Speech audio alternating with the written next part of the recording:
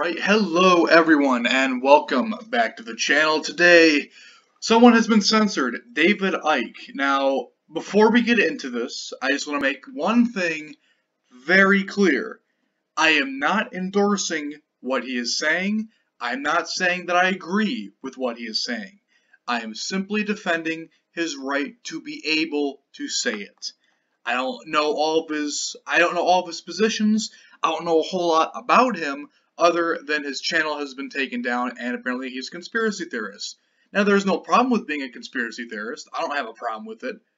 But I don't like people saying that you can't have this conspiracy theory. Now, you don't have to believe in the conspiracy theory. It doesn't even have to make sense. But you should still be able to say that conspiracy theory. Icke's account was terminated for violating policy on spreading coronavirus disinformation.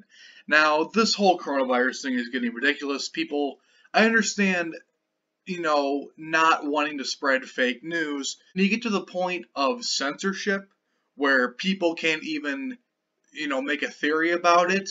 That's when I think it's gone too far.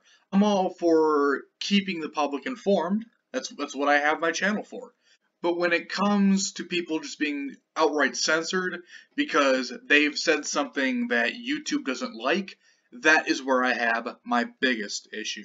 YouTube has deleted conspiracy theorist David Icke's account. The video sharing site said the 68-year-old violated its policies on sharing information about coronavirus. The former footballer, as we call it soccer here in the States, has made controversial, unproven claims about the virus on several internet platforms, including one that is linked to the 5G mobile network. Wait, so he didn't even say anything about the 5G network? So that's okay, this is a great example of not quite slander, or is it slander? Slander is spoken, libel is written. Now, this is where I don't like The Guardian, shame on them, alright? First of all, I understand you don't like them, but at least try to be honest, alright? Including one. So you're making it seem right there that he believes in the whole 5G conspiracy. You don't know if he does. He may, he might, but I don't know. But you are insinuating that he does believe in that by connecting him to a site that supports the whole 5G conspiracy. Now, that's like saying that I'm connected to David Icke because I'm making this video. It's simply not true. And that is a very, very common tactic used by both left and right-wing media that I absolutely despise. When people insinuate that people are part of something that they are not, simply because they are on the same site or use similar networks, that is a very underhanded tactic. The video service, which is owned by Google, told the BBC, quote, YouTube has clear policies prohibiting any content that disputes the existence and transmission of COVID-19 as described by the World Health Organization and the NHS, which if you don't know what the NHS is, it's the National Health System, or National Health Service, I believe. That's over in the United Kingdom. Now, I understand that, yeah, they're probably right about that, but I don't really trust the World Health Organization a whole lot. Not as much after they would not speak about the whole Taiwan situation. Or if you don't remember, this happened earlier this year. I think it was sometime in March, where a woman reporter asked a World Health Organization, like a senior, he was a senior figurehead or something. He was high up in the organization, let's just say. And he refused and even hung up on the reporter mid-conversation to avoid talking about Taiwan and how it's affected them. And why is he not talking about Taiwan? Because the World Health Organization is scared of China. Fortunately for me, or fortunately for you guys, I am not scared of China, and I have no problem talking about that Taiwan is its own independent country. And I have no problem saying that. YouTube, if you want to delete me over that, so be it. But either way, let's get back into it. Due to continued violation of these policies, we have terminated David Icke's YouTube channel. Now, because he said something that YouTube doesn't like, therefore he doesn't get free speech. I fundamentally disagree with that. Now, I think that, I'm assuming David Icke is in America. I don't have any proof of that. But if he is in fact in America, then I think that YouTube in America should abide by the First Amendment. And according to the... You know what? Let's pull that up. Hold on. Alright, now let's read out the First Amendment for all you people that may not like it. Congress shall make no law respecting an establishment of religion or prohibiting free exercise thereof. Now, that's all. That doesn't really affect us whole much. The government is not involved in this situation or abridging the freedom of speech. You have the right to speak as long as you are in this country.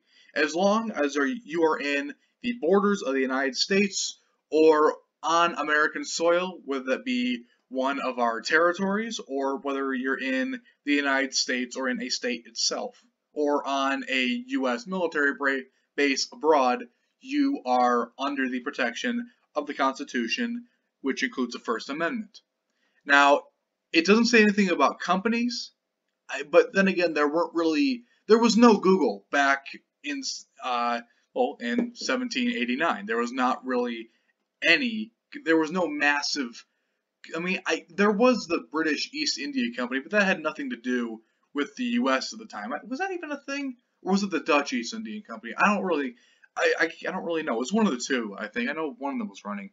But there was no Google at that time. There was no equivalent to Google. There was no internet. There was nothing even remotely close to that. The Founding Fathers never assumed there'd be an internet because that didn't come around for another almost 200-something years, 250, 270 years. So they didn't predict that, and they really couldn't have. So either way, let's get back over to the main article. I have a massive issue with companies censoring people that they don't like. Now, does the First Amendment apply to it? I believe it does, and it should. Now, this brings the whole debate with YouTube. Are they a publisher or a platform? Now, a publisher is, for example, the New York Times. They publish articles, which means that they hire people to write articles or do videos, and then they go up on their site, and they are, they're endorsed and sanctioned by the New York Times. And if the person writing it or doing the video on the New York Times site, if they don't like it, if the higher ups don't like it, they can delete it, and there's nothing anyone can do about it because it's their site. That is an example of a publisher.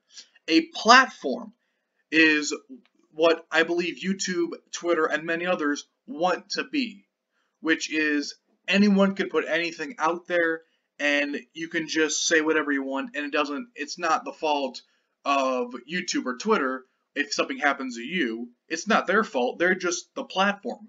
They're just where you're able to put your stuff out. And I think that's what it should be. Now, if YouTube wants to become a publisher, okay, that's their choice, but they need to make it clear eventually whether they are a publisher or a platform, because they want to act like both. They want to act like anyone can put anything up they want, but if we don't like it, then you can't. Now, they're trying to take both. They're trying to have the best of both worlds. You can't have your cake and eat it. All right, make your choice, YouTube. Make your choice. Ban follows a similar move by Facebook, which removed Icke's page on Friday. Now, this all happened Monday. I'm reporting on this Wednesday because I've been doing some other stuff on the channel. But this reminds me a lot of another conspiracy theorist that was deleted about a year or two ago, Alex Jones. Now, again, you don't have to agree with Alex Jones. You don't have to agree with David Icke. I'm not saying you have to. No one is saying you have to. I don't really agree with either of them all too much on a lot of things either. But that does not mean that they should be silenced, banned, or removed in any way from these, what they claim to be, which I think they should be, platforms. That is where we have the issue again. You need to become a platform or a publisher, not both. You have to be one or the other. Medics and broadcasters, including Dr. Christian Jessen, I think. Jessen? I'm terrible at pronouncing names. And former junior doctor Adam Kay have called on social networks to remove Icke from their platforms. Right there. Keyword. Platforms. That is a keyword right there. Platforms. Therefore, as far as we can tell, Twitter, and especially in this case, YouTube, is a platform, not a publisher. So therefore, we're going to treat this like it is a platform. I think we can all agree to that. It's in the article here, so we're going to take it at face value. Before we get into that, first of all, shame on these two people. You are doctors, alright? You're supposed to be smart people. I would assume, most doctors have a tendency to be smart and have graduated medical school. We would assume that both of these people are smart people. They both graduated medical school. They're more than likely smart people. And when they are calling for someone who they disagree with and don't like to be removed, that is a very, very dangerous precedent to set. Because what if someone higher up says that, oh, I don't like what you're saying. I think it's conspiracy theories. So let's just ban you. Because that is what could happen. Will it happen? Maybe. Probably not. I would hope not. And if either of them did get their broadcasting service where they upload whether they upload, if they were to be deleted, I would again, if I knew about it and was told about it, I would do a video on it, defending them just as I am defending David Icke. Shame on these two people. You are supposed to be better than this, alright? You're doctors. You're smart people. You should know better. When you try to get people banned, that is never a good thing. Because, if you can defend your ideas, alright? If you can defend your ideas and you know for a fact that you are 100% correct, then what I would suggest is talking to this guy. If you have such a problem with him, talk to him face to face and debate the guy.